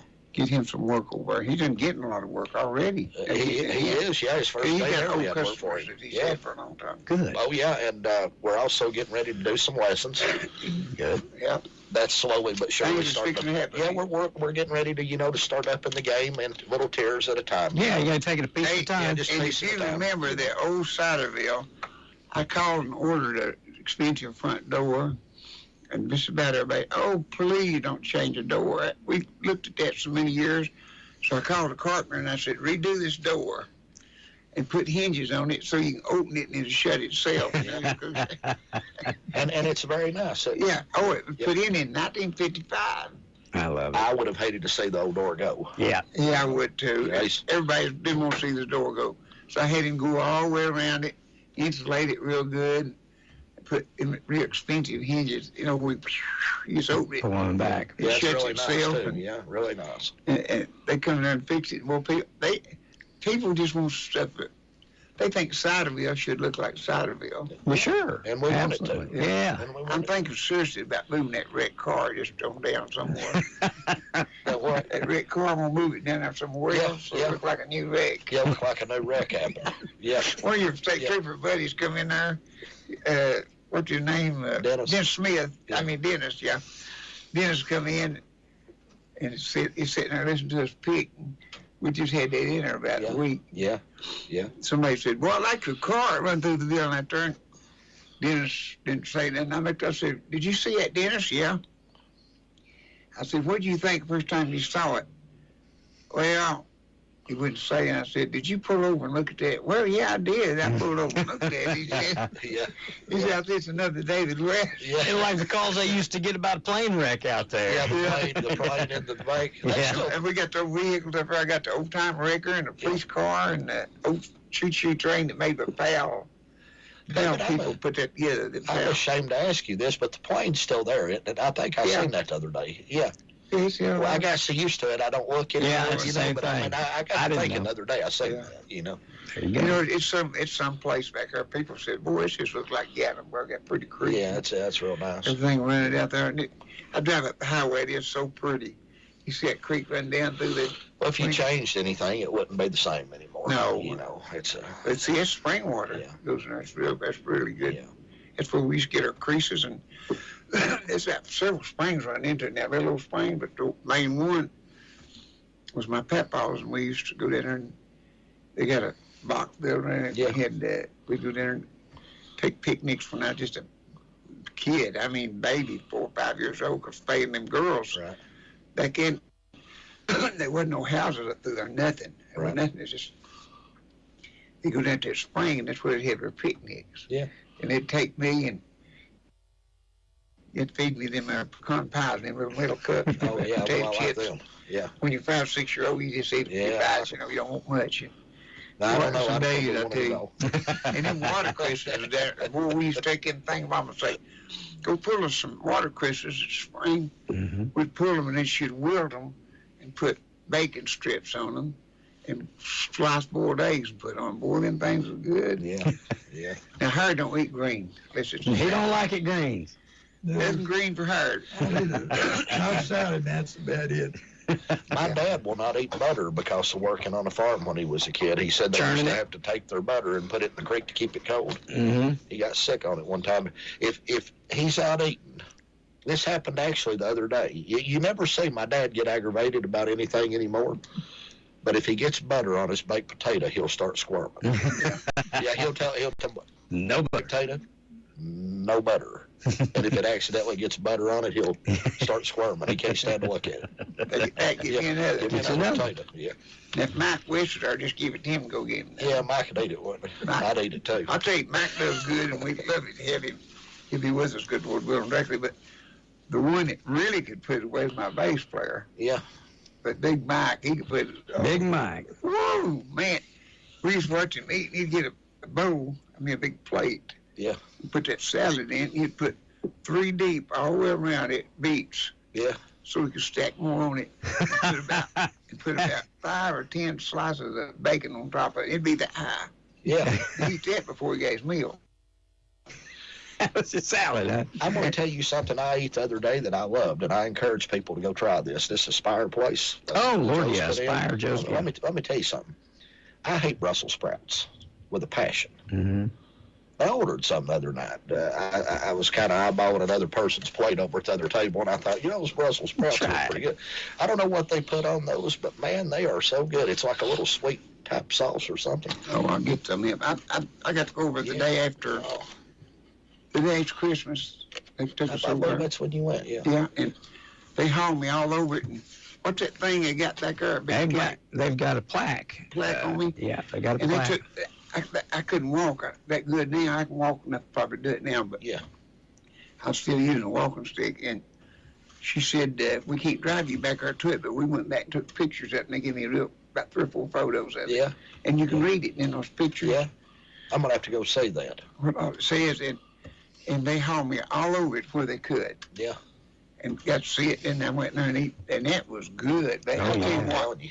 Oh, it was good. I like salmon, and I've eaten salmon, I guess, everywhere around here. Probably everybody's got it that sells it. Yeah. They had they had the best I ever eat in my life. It was more whitish looking. Mm. Oh, man, I had salmon for lunch. I ain't got to eat dinner over there yet, just lunch. It's But good. I'm planning on going one night. But you talk about good salmon. If We you went like over, I took the wife over for Valentine's Day, and, man, what a steak. Good. Bro, there wasn't any, even the hospitality. I've got to say, the hospitality was a 12 out of 10. It was better than a 10 out of 10. Yeah. The whole staff was fabulous. The waiters. If you know Joe, he don't do anything halfway. Well, he don't. I mean, it's always over the top. You shouldn't do anything halfway. If you're going to do something for somebody and charge it for them, go all the way. I think he did. I think I'll go one night next week. I've been able to go at night, and you know, I've been 2 or 3 times. It's good. I'm gonna have to go try the same. Pork chops are good. If you haven't tried pork chops, I didn't. I just done the ribeye steak, man. It was thick and juicy. I did the ribeye, and Tracy did the. I did the ribeye, and she did the pork chop. Makes me hungry. We're gonna get here and go make. You have to go eat. Go get dinner. McDonald's. Well, we had a good time today. Remember all these things we've told you, and be sure and do them all. If you do, you're gonna. And you'll be all right. You're going to be a hero. We're going to appreciate you, and you'll probably like your own self. And bring a fistful of dollars down to Ciderville. Yeah. we support the Green New Deal. Bring in the green, and we'll deal. That's right. That's right. I say we because I feel like it. I've been around Anthony so long that we're almost kin folks. You know. Sure. I've known him ever since he started. And Chet Atkins come over one time and play a show, and Chet said, "David, I don't have a guitar." And I said, "They want me to play one." I went over to the. You went over to the store and got him one. Took pictures of him in it. I was there. Yeah, he got through playing it. His daddy bought it for him. He's just a kid. Yeah, I come in right after probably just a few hours. What? Something maybe a day, a few hours. I can't remember. We were doing a show. Kitty Wells. I mean, I can't remember who all was there, but he played it that night, and then we took it back over to the store. There's a lot of people. There was a lot of people. On one show, we had Kitty Wells, Bobby Wright, Johnny Wright, Mark Carson, Chet Atkins, the Leuven, Charlie Brothers band, and people. We had Homer Harris and Sunshine Slim and another guy too. It was a big star, but they wouldn't go to Nashville. What's it? Joel Lawson's, not Joel Lawson, but Jimmy Martin. There was twin brothers that played the Godfrey. Dole and whatever. His wife was there. His wife, Margie Bowes. Yeah, Margie Bowes. Margie Bowes and Pretty Miss Norma Jean. Yeah. And Red Kirk, that's what I was trying to think of. Yeah. He went to barn dancing. People you know. Oh, yeah. Red Kirk was real good. See, some of them, when the barn dance lets went to Nashville, they wouldn't. They had other jobs. They just wouldn't leave their jobs. And another one was that, and it worked for railroad. What was his name? Shilton. Yeah. Yeah. Man, he was as good as anything went to Nashville. But he wrote a pretty beautiful Bill song. Carlisle was there too, and Georgia River. Trade, he wrote that song. Could you imagine that many stars at one day in there? Yeah, it's a lot of people. They done about 2 songs or 3 apiece. I mean, it's a lot of people. They'd go fast with it, but was that a lot of stars played there? Was that the day Jimmy Martin there that day, or was that different? Who? Jimmy Martin. No, that's different. That's the day. As he came during a Saturday night show, didn't he? Yeah. He done a show. Saturday night. I think you're right. He done a show. Well, he could have done a Sunday one too. We had a few Sunday ones, but I don't know. Anyhow, there's some stars there, but that wasn't when the Chet was in there. I saw a video of him. I just saw it yesterday, and I don't know when it was, but he was up in years. But he was taking some guy to school. Jimmy was cantankerous. He was, or at least playing music was. He was. First time I met him, I believe I was backstage at Grand Whopper. Bonnie introduced me to him. That he was kind of funny, but he had a little sarcastic with it too. You know. He was being funny on this video, but you're right. He was being a little smart aleck too. He got a little bit of that mixed into it. Sarcastic, I guess he's smart aleck. That's a bad attitude. Okay. They said where he got his job. I was picking with the man player from. I can't think his name now. But anyhow, he said that Jimmy Martin come in there, and he was just a young kid, and said he was playing, and he said they was kind of cocky, you know. Yeah. They said, you need to go to Nashville. I said, you're so good. Said, won't you go to Nashville? And said, go down there and tell them that you look like Jimmy, you pick like Jimmy, you sing like Jimmy. He's playing a mandolin, and so you go down there and tell him that we sent you down here like it was some big deal if you're at Knoxville, you know. Right. They said he went down there. Said Bill was sitting there eating, I believe, and he walked up and said, Bill Monroe. Yeah. Jimmy Martin said, I look like you, and I sing like you, and I play like you. He said he started laughing. He said, well, I don't guess you need me. he said, I'd like to work for you. And he said, well, we got a show tonight. I'm just going to take you with me. And he said, oh, Jimmy liked him. Yeah. I mean, Bill liked him and hugged him right there. I played for him out there, Anthony. You'll get a kick out of this. He came up on stage, and he was doing his thing, and he turned around to me, and he said, I don't follow drummers. Drummers follow me. Do you understand? And at first I thought he was kidding, and then Donnie Fox turned around looking at me, and Donnie's eyes got about that big. I said, it's your show, buddy. I'll do whatever you want to do. And he said, I don't follow drummers. Drummers follow me. Should have just drug a bait behind. I kept up with him pretty well. He asked me, he said, son, do you need a job? You want to play? I said, no, I got a job. What do you do? I said, I do radio. Oh, okay. He's up over where Rick Kimmer is. See, that he's up there. real good. Yeah. Speedwell. Did Rick play fiddle that day? I believe he did. Yeah, Rick played fiddle. Rick played fiddle for him. He knowed old Rick. Dale was on. Work for him. Dale was on steel guitar. Didn't we have Dale on steel guitar? Harold, or I think Dale was playing steel guitar. I can't remember. I know Donnie and Patty were there. But yeah. Oh man, we've had Put you on the spot, didn't he? Yeah. He did. And at first, like I said, I thought he was kidding. Then I realized he wasn't kidding. Then I got mad. That probably aggravated me too. But I did. Me and Donnie look over every now and then and go, hey, he ain't following you, is he? Or he say something to me. Oh, yeah, he skipped time down. Yeah, he did. Yeah. Just bounced all over where he wanted to go, did he? Yeah, we sped up, slowed down, sped up, slowed down. Yeah. Whatever he said do, we did. Yeah. Yeah. Oh, he was something else. You know, it's a sight. The stars that's been there. They come through there and played. It's been a lot. You better of people believe it. come through. Got up there. I mean, mean, that's another real talent we got here. Donnie Fox. Oh, Lord, yeah. Donnie and Patty. I mean, he is. You know, I'm ashamed to say, but I don't think I've ever heard them before to play. Oh, my. who's that? Donnie and Patty Fox. I don't. Donnie Fox, one of the best guitar players. He's one of the most solid guitar players you'll ever see. I talked to him this week. Yesterday or day before I talked to Donnie. He could be a session player. player. A house today. They do house cleaning. Yep. He's got a house cleaning service, and Yep. she comes in and does that. David, I hate to cut you short, but He's I just gone. got a text message. I've got a drummer at the shop who's meeting me today, and Will you go over and tell him I said hi, because I'm right there. We got to get out of here right now. Thanks for having me on the show. Lord, we're done with 30 minutes. Over time. There we go. Let's get out of here. Whatever you do, Thank you, guys. look here, whatever you do, as Mr. Walker said, be good to the Lord, and he'll be good to you. If it's good, Lord's will, we hope to see you next week. All righty. Thank you for listening to AM 1380 WYSH and Ask Your Neighbor. Make sure you tune in at 10 a.m. each day, Monday through Friday, right here on AM 1380 WYSH and BBB TV 12, or listen live online at WYSH.